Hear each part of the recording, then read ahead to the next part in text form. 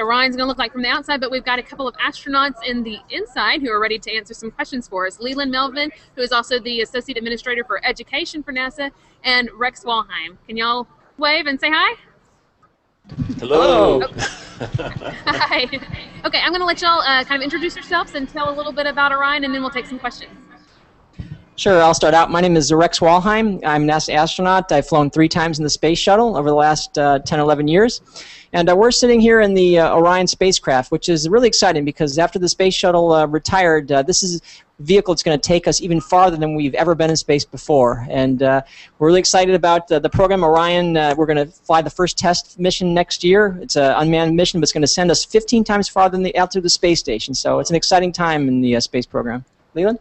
Hey, thanks, Rex. And Rex and I flew together on STS-122 in 2008. Wasn't that fantastic? Yes. Yeah, but I've hung up my space boots, and I've flown a couple of times in space on STS-122 and 129, and now I'm in charge of all of NASA's education programs. So we just kicked off the Exploration Design Challenge today. So all of you out there, students out there, K through 12, go to nasa.gov/education/EDC and help us build a radiation shield so we can send astronauts to space safely, as well as maybe you guys one day. So bring on your questions. All right, our first question is going to be from Twitter, and that is, will the Orion or the NPCV eventually have the ability to land or even travel for periods longer than 6 months? Yeah, that's what we want to. Now, the MPCV by itself is a 21-day mission vehicle, so it can get us to the vicinity of the moon. We can stay there for a little while, but then we have to come home. Now, we want to go the longer duration. We have to develop a vehicle that can help us transit the big distances between, Earth and Mars or something like that. So we'll have to have a a habitation module of some sort to go the longer durations and longer distances. And that's one of the reasons, I guess, that we need that radiation shield, right? Exactly. The radiation shield is going to help us protect our astronauts from these high-energy radiation blasts. And sometimes, like when you walk around on the planet for a year, you receive about 360 millirem of radiation. So that's about 4 to 5 chest X-rays. But when you go to space, you can receive a radiation blast from a solar flare that exceeds about 7,000 rem. So that's orders of magnitude more. So we have to be shielded to ensure that our astronauts remain safe. Maybe you, Rex. Yeah. Okay. Our next question, I guess people are probably looking and seeing you inside of it, and looks a little small, so they asked, is the Orion spacecraft too little for long missions? It's too little for launch? For long missions. Say again? For long missions. Well, for a 21-day mission, this would be big enough. Leland and I have been on space missions for about 14 days in the space shuttle, which is a little bit bigger than this, but this volume would be fine for 21 days. But if you want to go to the long missions, that's where you do have to have a habitation module. And so that's going to be a little bit bigger, give you a little bit room to have the facilities you need to have an extended voyage out to Mars or another destination like an asteroid.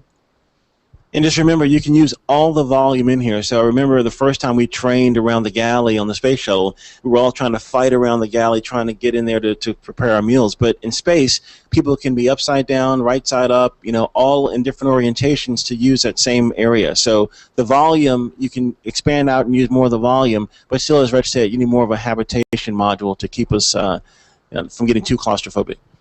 And the only problem is when you're launching. I launched sitting next to Leland on STS-122, and he's kind of a big guy. He's a former professional athlete, and so we're in our spacesuits, and we're sitting like this. And so finally one day I said to Steve, my commander, I said, hey, Steve, next time we launch with a professional athlete, can we pick a jockey?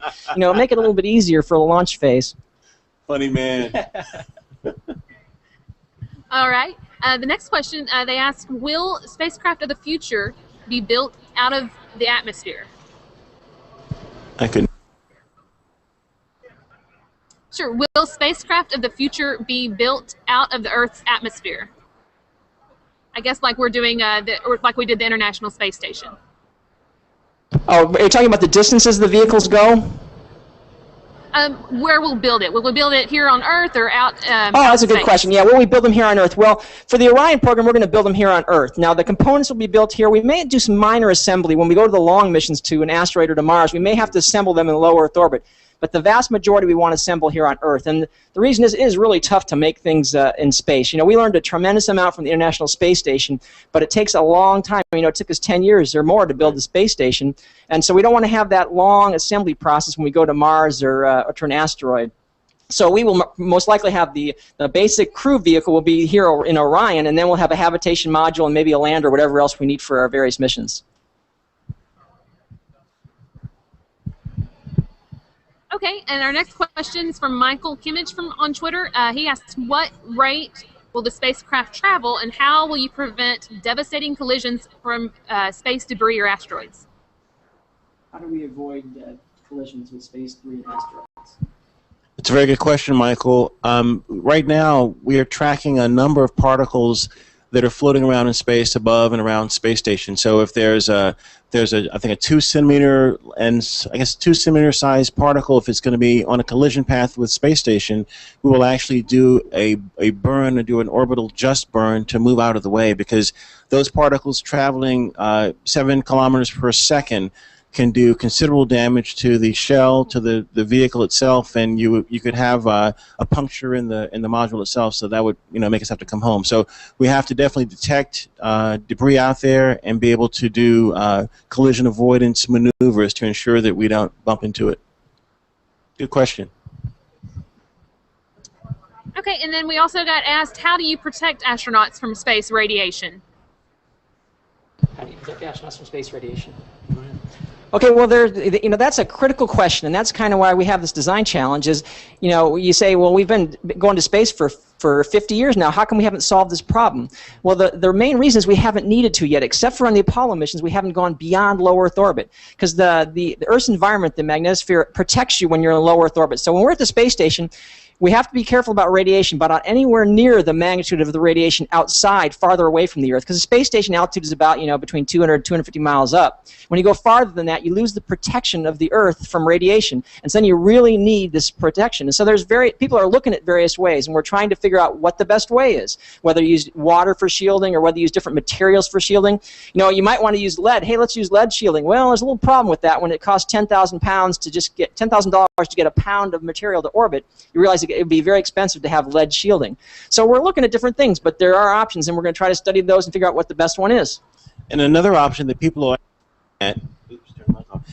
actually looking at, how could you radiation harden the body? Because right now we radiation harden microelectronics. So are there ways that you could do some countermeasures to actually do something to your body to where your body is rad hardened? And so those are other ways that you can do something from a biological standpoint. So maybe it's a combination of biological and shielding, but when we look at the rocket equation, mass is in the rocket equation. So as Rex said, if you use lead, you're going to have a problem with your propulsion system getting yourself up to Mars or to an asteroid. So you want as light a vehicle as possible with as much shielding as possible, but the shielding should be lightweight. Good question. All right. Our next question, y'all might be able to answer this, especially well since you've been in space together, but are there any psychological side effects of on a human being in space? Are there any psychological effects on a human being in space? That's a very good question, and there are, and there's going to be. It's not easy staying in space for 6 months up on the space station, but the neat thing about that is we have a great ability to communicate back with home. We have a computer-generated phone where we can call our families and talk to them. So you have a close connection to Earth, and you also have this beautiful view outside. You look outside, and underneath you is this incredible, beautiful planet you can look at, and it never gets old. Now, when we go to, for instance, let's say we're going to Mars, it's going to redefine how we do space flight, because it's not going to be the same as we're doing right now. For one thing, after a few days when you are going away from Earth, all of a sudden the Earth's going to recede and it's going to become just a little star, just like all the other stars. And I've heard people say it's going to redefine the meaning of the word loneliness. So because all your entire being is at this little tiny blink of light in the horizon, and that's all you see all around you. And so you do have to psychologically prepare for that. You have to make sure your crews are prepared for that. But like I say, it will be a whole new ballgame. Then once you get to Mars, and on the way as you're getting farther away from Earth, the communication delays start to play an effect. It could take 20 minutes for a conversation to reach you. So you can't have a normal conversation. Once you say something, it may take up to 20 minutes or so to get to Earth, and then maybe 20 minutes to get back. So you can't communicate that way, so you have to figure out new ways of talking to people. So it's going to be very different. But people say, well, who would want to do that? Well, true explorers, the people who left their countries in the olden days and sailed away to a new world. Those are the kind of people that can do these kind of missions. It's not going to be easy, but there's explorers out there. Maybe some of you listening out there are the kind of people who could do that someday. It'll be tough, but with a lot of psychological support and really thinking about how you're going to handle things, I think we could do it. That's a great, because when I flew with Rex, we had psychological support for each other. We had some problems that happened on our flight, and we all banded together to make those problems go away. And I think that's the same thing that any crew training for a 2-year, really about a 2.5-year mission, is going to have to really be close and really depend on each other, because the model that we use now, where we constantly talk to the ground for support and for getting questions and questions answered on a fairly quick time frame, is not going to happen on Mars. And so you have to be a lot more self-sufficient, maybe use more robotic analogs and things that can help you with getting your missions and your tasks done. But again, that psychological, element, going to have to really get people that can handle being alone in that environment for a much longer period. Yeah, you have to be able to handle being alone, and you really have to bring out the teamwork in each other and find a group that can get along with each other, and then train them in teamwork. And like when yeah, that's right. When Leland and I were assigned a mission STS-122, one of the first things we did when we got assigned was we went out to a national outdoor leadership school. Basically an outdoor camping trip for 10 days where they stress you, make you climb down canyons and back up, and make your own food, try to find water sources. It was very stressful, but it was great because it made us learn to communicate with each other, and it also helped us learn about each other. Like I knew if Leland got grumpy, just bring out some food and give him that. And you feed Leland, he gets a lot happier. And that's an important key I need to know. When I'm in space, hey, Leland looks a little down here. Throw him a shrimp cocktail. Maybe, hey, I got some chocolate pudding cake here, Leland. And then Leland's back in the game. So you learn those things in the training program, and that'll help you on a long mission to Mars. You're a funny man. So I have a question. Maybe y'all can answer this for each other. Rex, would Leland be up to that challenge, and Leland would Rex? I think would we be? I'm going to ask. I'm going to answer whether Leland would be up to the challenge, and I think he would be. He has one of the perfect personalities to fly in space. He's very easy to get along with. He's good-natured and got a great sense of humor. So I think he would be one of the ideal candidates for a long mission. And I think I would love to fly with Rex on a long-duration mission because he's not only brilliant, but he makes these funny one-liner jokes that just keep everyone in stitches. Like how did the chicken cross the road? Why didn't the skeleton cross the road? Because he had no guts.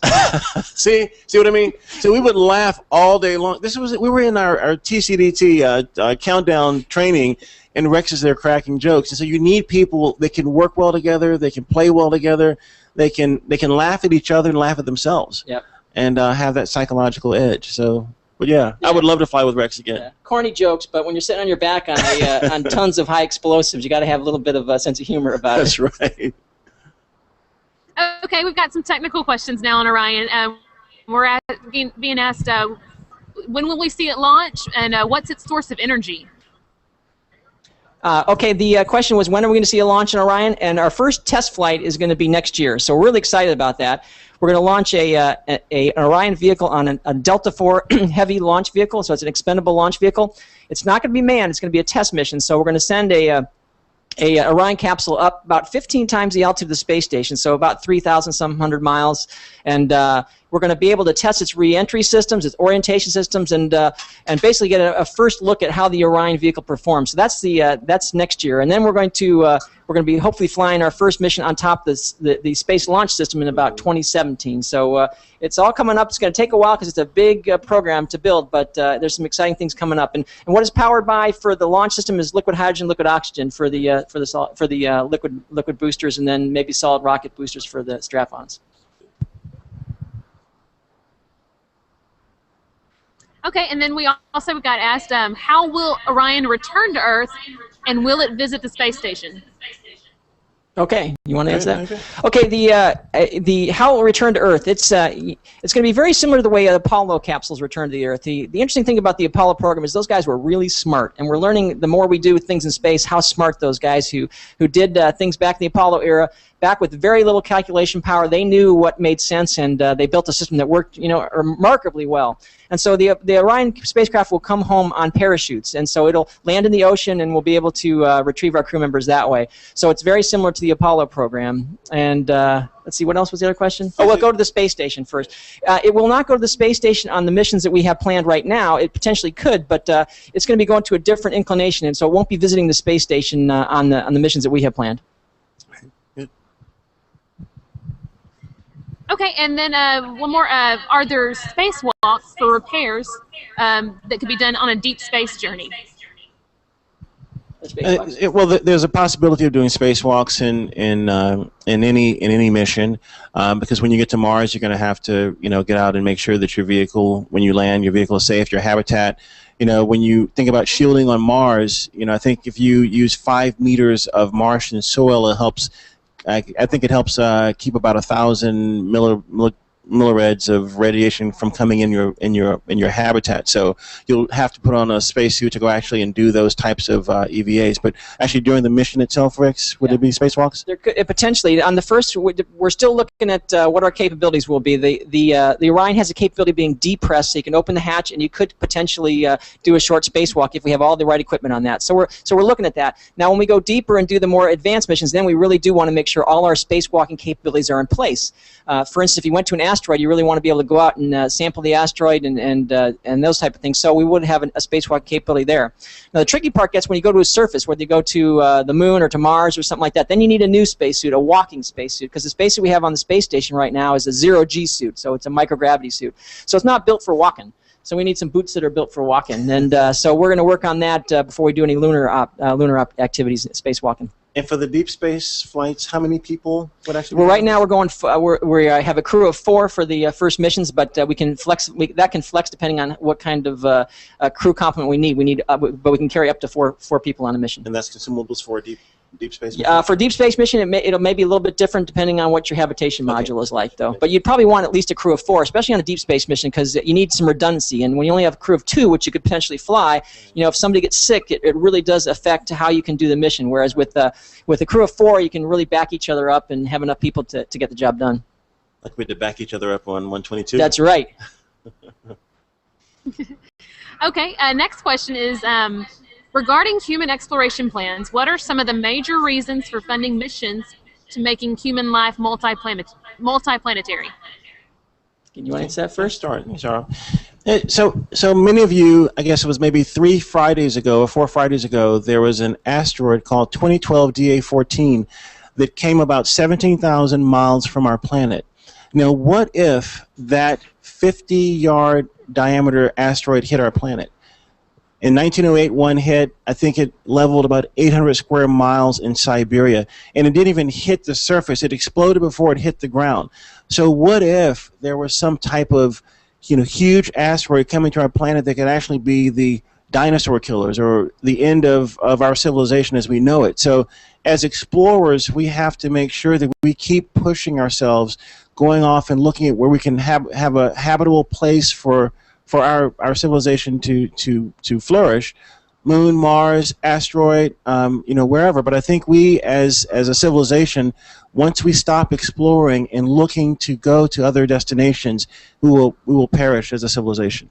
Yeah, I kind of echo that. Obviously, there's planetary protection arguments about asteroids and things like that, but there's also just the basic exploration aspect of that. And we as humans are born to explore. We've always wanted to know what's beyond the next hill.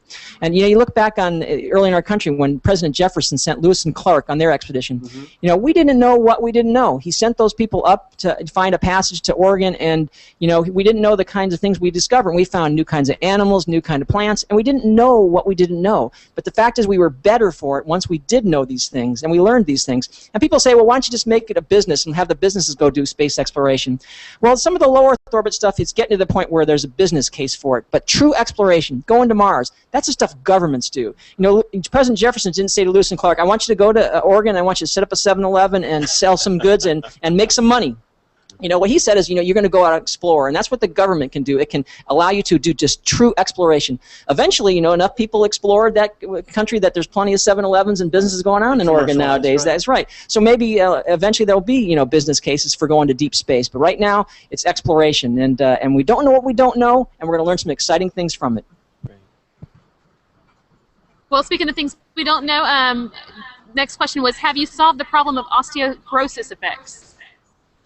Osteoporosis effects. We're looking at a number of different things, and that's one of the things we really learned from this International Space Station. We spent many years building the space station, and now since we've finished building it, we're entering the era of utilization, where we're really using the space station to investigate all these different things we need to learn about. Because astronauts in space, they do suffer bone loss, very similar to osteoporosis. People who have osteoporosis here on Earth.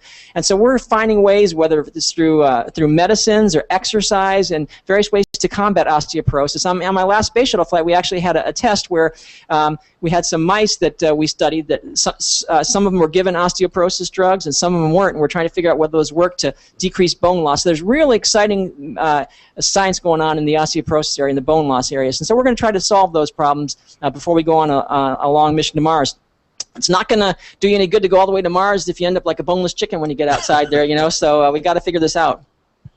And as Rex said, these biological countermeasures, but also just we found out that, doing resistive exercise before and during spaceflight helps, combat some of the bone loss and the morphology change in your bones and in your calcium. So, just those little things that we're learning. So if we're going to go to Mars one day, we're going to have to figure out a way to do that type of exercise, or maybe combination of exercise and medicine to help combat any osteoporotic effects on the body. Okay, next question is a student from a student in Mrs. Bryant's class. They're wondering how much fuel do you have when you take off, and how much do you have to take to get back to Earth? Wow, that's I don't know the exact figures on off my top of my head, but that is correct. The major part of the fuel obviously is when we launch and we get to orbit, and now getting home is all that energy you put to get into orbit you have to take out. So we do have to have the thruster systems that can slow us down. Now it's one thing when you're going from low Earth orbit, you're going about 17,500 miles an hour. But when you're going from interplanetary, where you're going to an asteroid or going to Mars, it gets even higher, and that's where it's not just the amount of energy to slow you down, but you have to have a braking system that can aero brake you, and that's what the heat shield of this Orion spacecraft is for. It's going to have the tiles on the bottom, and just like the Apollo spacecraft, it'll allow you to slow the vehicle down via this heat shield. And so it's going to be it's a very big design challenge, and that's one of the first things we want to test out on this flight test next year. So we're going to send it out, about 3,000 miles out, and come in screaming about maybe, I think, 80 or more % of the return velocity from a lunar mission. Then we can really test out that heat shield and see how it's working. How fast is that coming back in? I don't remember off the top of my head, but I imagine it's close to 20,000 miles an hour or something like that. Okay. And you guys go out there, if you just go Google and look up the rocket equation and look how the change in mass and the mass of the original weight of the vehicle, most of that weight is fuel. So if we're going to go to Mars one day, we've got to figure out how to really reduce the weight of the vehicle or have more high energy propellants. These are the things that you guys can help us develop and design as we're trying to go to distant planets. Okay, I think we have just 2 more questions. First one is, what activities are planned for astronauts on the spacecraft during the transit to Mars and back to Earth, and is it going to be similar to the experiments performed on the space station? Yeah, I would imagine the activities are going to be similar to form on the space station, but we're going to have to be careful, though, because on the space station we can bring our results back. When we're going to Mars, we can't bring our results back. So things will have to be much more automated and teleoperated, and the results will have to be electronically transmitted back to Earth. Now, you do want to have the crew. They want to be actively involved. The worst thing you can do is when you send somebody out halfway between Earth and Mars, and he starts getting really bored, and then he looks, like we said, at that little tiny star that's his home planet, and he doesn't have anything to do except start to worry. And so you want to have them productively employed and gainfully working to a point that they feel like they're well involved, but not to the point that they're overworked so that they're getting fatigued and exhausted. But we will have similar experiments like that to figure out just what it's like and how their body's adapting on this very, very long journey. And similar things like being able to watch movies and exercise and playing a game of space cards. Having people being able to do the same kind of things that they do on the planet, but also we do those similar things on the space station itself. And then also sitting around the table and having a great meal and telling stories. That's a lot of the things that we learned how to do when we were in our training with Knowles, our outdoor leadership training school. But that all this stuff kind of plays back into when you get in space and when you're working together. Just those common things that everyone does on the ground. Okay, and our last question, it's a good one. Any advice for today's high school kids who are interested in pursuing a career with NASA?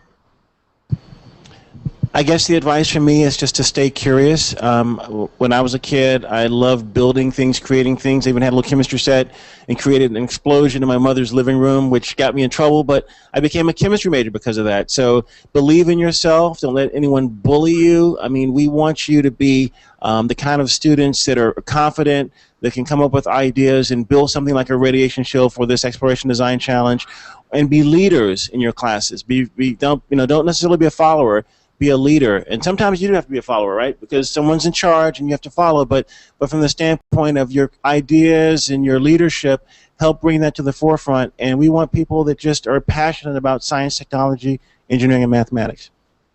Yeah, that sounds great. And you really have to find what you love, because in order to work in a business like this, you need to excel. And the best way to excel is find something you love, and then you don't mind working hard at it. And if the space business is your blood, there's just nothing like working at the Johnson Space Center or one of the NASA centers. I mean, it's just so fun to work here. It's like not coming to work because it's so much fun. So you don't have to work another day in your life because you're having fun the whole time. So find your passion, and if it involves space flight, just keep working at it as hard as you can, and you'll be able to do some incredible things and have a career that is really, really enjoyable. And get to work with really cool people like Rex. And Leland. All right, well, Leland Melvin and Rex Walheim, thanks so much for joining us and doing this, answering our questions today. And I think you look great inside that module. Maybe we'll see you in the real one someday. All right, thanks a lot. See you guys. Bye.